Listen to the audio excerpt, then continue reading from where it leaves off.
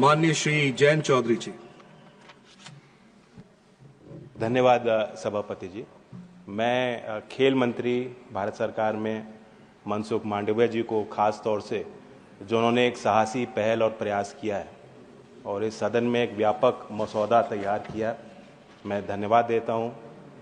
देश के युवा शक्ति के तरफ से एक आभार भी व्यक्त करना चाहता हूं भारत सरकार को।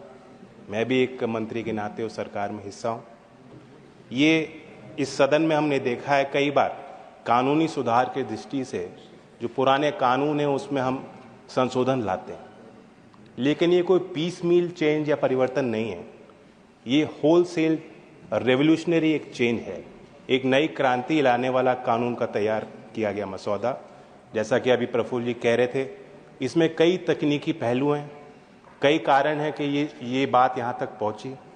जो एसोसिएशंस में मिस गवर्नेंस हो रहा था, लीगल लॉन्ग स्टैंडिंग इश्यूज चल रहे थे और जिस कारण से खेल का विकास रुक रहा था, जिस कारण से एक युवा भारत में जो युवा एक सामर्थ्य है, जो प्रतिभा है, टैलेंट है, मेहनत है, वो विश्व पटल पे निखर के नहीं पहुंच पा रही थी। उसमें सुधार लाने के लिए कानून लाया गया है और मैं मानता हूं कि अब तक कई एसोसिएशन में जो देश का अनुभव रहा है कि वो नेता आधारित एसोसिएशन, कुछ नेताओं के एम्बिशन के इर्द गिर्द रहने वाले संगठन के रूप में उनको आम जनता देखने लगी थी।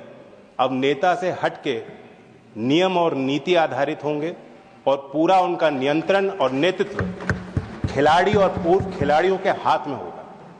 साथ ही जो हमारे पैरा एथलीट्स हैं, जो स्पेशल ओलंपिक्स में भाग लेते हैं, जो हमारी विमेन एथलीट से आधी आबादी है, उनके सम्मान में यह कानून का प्रस्ताव लाया गया है। मैं अपनी तरफ से कहना चाहता हूं, क्योंकि मैं जिस राज्य से इस सदन में पहुंचा हूं, उत्तर प्रदेश में, मैंने महसूस किया कि गांव-गांव में इतनी प्रतिभा है, आवश्यकता है कि कम उम्र में हम उनको पहचानें, उन्हें वो अवसर दें। जो मूलभूत सुविधाएं, जो ढांचे, जो संरचना खेल के विकास के लिए गांवों में, ग्रामीण क्षेत्रों में होने चाहिए, जो आज तक किसी ने ध्यान नहीं दिया, खेलो इंडिया के माध्यम से और जो प्रधानमंत्री का खुद व्यक्तिगत लगाव है, उस कारण से चीजें बदलने लगी।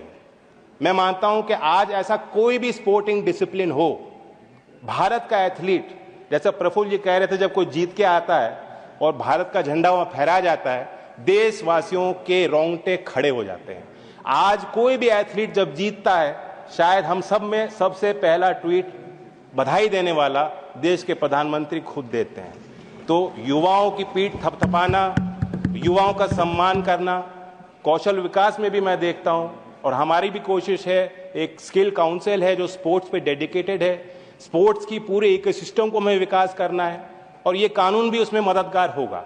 मेरठ का एक जिला और पंजाब, दोनों को अगर आप कंबाइन करेंगे तो स्पोर्ट्स गुड इंडस्ट्री जो देश की अर्थव्यवस्था में बहुत मजबूती से योगदान देता है, एक्सपोर्टिंग इंडस्ट्री है, लाखों को रोजगार देता है, लगभग 80% उत्पादन अकेला मेरठ और पंजाब के एक शहर में है। अब हमने, भारत सरकार ने और यूके ने FTA कर दिया। उस फ्री ट्रेड एग्रीमेंट के माध्यम से हमारी स्पोर्ट्स गुड इंडस्ट्री का भी बहुत प्रबल विकास तेज गति से होने जा रहा है। तो ये सारी चीजें एक समावेश करते हुए देश के युवाओं के सम्मान में, खिलाड़ियों के सम्मान में, खिलाड़ियों को समाज में वो ओहदा देने के लिए, उनकी जीविका के निर्माण के लिए, उसके कौशल के विकास के लिए ये कानून का मसौदा इस सदन में चर्चा के लिए है। मैं अपना पूर्ण समर्थन इस प्रस्ताव को देता हूं। धन्यवाद। Thank you. Shrimati Sudha Murthy ji, you have 5 minutes ma'am. Shri Satnam Singh Sandho ji, you have 3 minutes. आपने मुझे इस बहुत ही ऐतिहासिक मौके पर बोलने का अवसर दिया है। माननीय सभापति जी, हमारा देश भारत विश्व की यंगेस्ट नेशन है और ये बिल हमारे देश के करोड़ों नौजवानों की भावनाओं से जुड़ा हुआ है। तो मैं इसके लिए माननीय प्रधानमंत्री जी के प्रति आभार प्रकट करना चाहूँगा, जिनके बारे ये माना जाता है कि देश को बड़े सपने देखने माननीय प्रधानमंत्री नरेंद्र मोदी जी ने सिखाए हैं। और जब हम इस बिल के माध्यम से प्रधानमंत्री जी के विजन को समझने की कोशिश कर रहे थे, जब माननीय मंत्री महोदय इसके बारे विस्तार में बता रहे थे, तो 3 बड़े सपने आदरणीय प्रधानमंत्री जी ने हमारी नेशन के लिए हमारे सामने रखे हैं। 2036 में ओलंपिक्स की मेजबानी करना एक बड़ा सपना है जो आदरणीय प्रधानमंत्री जी ने देश के सामने रखा है। और दूसरा बड़ा सपना वर्ल्ड के टॉप 5 नेशंस में स्पोर्ट्स में भारत को लेके आना, ये दूसरा बड़ा सपना है। और तीसरा बड़ा सपना और बहुत ही अहम सपना जो आदरणीय प्रधानमंत्री जी ने हमारे देश को दिया है, वो है विमेन लेड स्पोर्ट्स का सपना। ये पहली बार होगा कि स्पोर्ट्स मैनेजमेंट में हमारे देश की बेटियों को, हमारी देश की बहनों को बराबर का मौका दिया जाएगा। और मैं समझता हूं कि आदरणीय प्रधानमंत्री जी ने देश को बड़े सपने देखना सिर्फ सिखाया नहीं, उसको हकीकत में प्राप्त कैसे करना है, अचीव कैसे करना है, वो इस बिल के माध्यम से उन्होंने बता दिया कि बड़े सपने देख के अचीव कैसे करने हैं। और मुझे लगता है कि ये तीनों बड़े सपने जो हमारे आदरणीय प्रधानमंत्री जी ने हमें दिए हैं, इस बिल के माध्यम से वो पूरे होंगे। और मैं अपनी ओर से, खास करके मैं पंजाब की धरती से आया हूँ, पंजाब की वो धरती जिसने हमेशा ही देश के स्पोर्ट्स का गर्व बनाने में सबसे बड़ा योगदान दिया है। मैं पूरे पंजाबियों के तौर से इस बिल का समर्थन करता हूं। बहुत बहुत धन्यवाद। Thank you. माननीय Shri will be automatically made to the athletes. Thank you. Thank you very much. Thank you. Thank you. Shrimati सीमा द्विवेदी जी। उपसभापति महोदय, आज आपने राष्ट्रीय खेल प्रशासन विधेयक 2025 पर मुझे बोलने का अवसर दिया, इसके लिए मैं आपके प्रति बहुत आभारी हूं। महोदय, यह विधेयक महिलाओं के सम्मान का विधेयक है, महिलाओं को आगे बराबरी करने का विधेयक है और युवाओं के उत्थान का विधेयक है। महोदय, खेल एक ऐसी चीज़ है जिसके माध्यम से हम अपने व्यक्तिगत प्रयास को दिखाने का काम करते हैं। खेल का प्रांगण चाहे कोई भी खेल हो, वहाँ पर जब खिलाड़ी खेलता है, जब कोई हमारा प्लेयर खेलता है, तो वहाँ पर उसकी अपनी व्यक्तिगत प्रतिभा दिखती है कि फला की प्रतिभा क्या है। मैं बहुत आभारी हूँ श्रद्धेय प्रधानमंत्री जी के प्रति, जिन्होंने खेल का बजट दूना किया। माननीय मंत्री जी के बहुत आभारी हूँ, उनके प्रति मेरा बहुत आभार है कि आपने खेल जगत में कुछ नया करने के बारे में सोचा। आज महोदय, मैं ये आपके सामने कहना चाहूँगी, जो हमारा खेल विधेयक है, ये बहुत सारी खामियों को दूर करने वाला विधेयक है। आपको याद होगा जब राष्ट्रमंडल खेल घोटाला हुआ था, इनके चेयरमैन सुरेश कलमाडी जी थे। आज मेरे सामने के साथी नहीं बैठे हैं यहाँ पर, अगर वो होते तो मैं इसके बारे में विस्तार से चर्चा करती।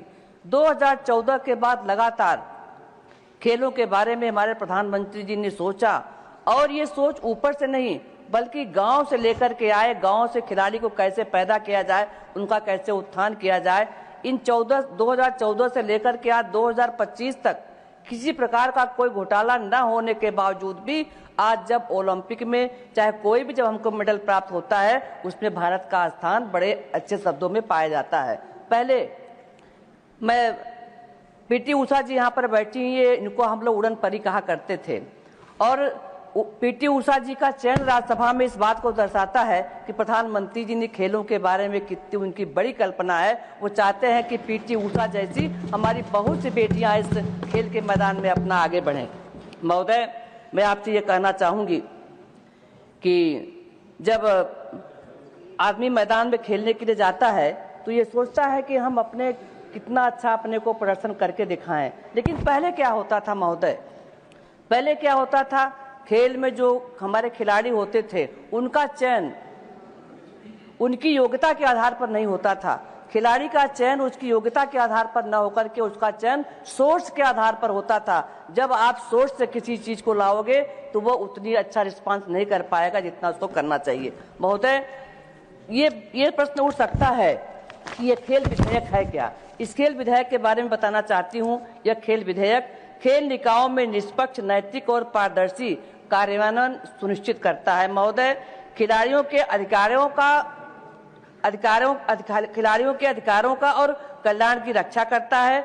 भारत में खेलों का संवर्धन और विकास करता है।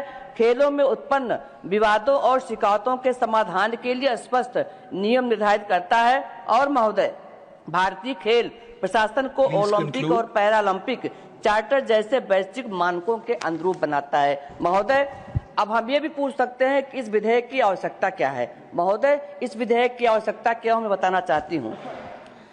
अत्यधिक अदालती मामले के बारे में 350 से अधिक अदालती मामले और NSF चुनाव पर लगातार रोक लगाए जाने के कारण खेल निकायों के सुचारू संचालन में समस्या उत्पन्न हो रही है। इसके लिए महोदय ये बहुत जरूरी था। और महोदय, NSF में पारदर्शिता और जवाबदेही के मामले, खेल परिसंघों और धनराशियों और पदों के दुरुपयोग, एथलीटों के उत्पीड़न आदि जैसी समस्याओं का सामना करना पड़ता है। महोदय, आखिरी बात मैं कहना चाहती हूँ, प्रशासन में महिलाओं का सीमित प्रतिनिधित्व, महिलाओं को निर्णय लेने का पर्याप्त अधिकार नहीं मिलता है, जबकि महिला एथलीटों की संख्या अब कुल एथलीटों की लगभग आधा है। महोदय, 1 मिनट का अगर समय और मिल जाता तो मैं कुछ और बात करना चाहती हूँ। महोदय, मैं अंत में यही कहना चाहूंगी, यह विधेयक का मैं बहुत समर्थन करती हूँ, महिला जगत की तरफ समर्थन करती हूँ। भारत देश एक युवाओं का देश है और युवाओं की तरफ से मैं समर्थन करती हूँ। और मैं इस बात का समर्थन इससे भी मैं करना चाहती हूँ, ये जो हमारा खेल विधेयक आया है, ये तमाम कमियों को दूर करने वाला विधेयक है। मैं इस विधेयक के माध्यम से श्रद्धेय प्रधानमंत्री जी के प्रति आभार व्यक्त करना चाहेंगे और माननीय मंत्री जी को धन्यवाद देना चाहेंगे। Thank you. श्री धनंजय भीमराव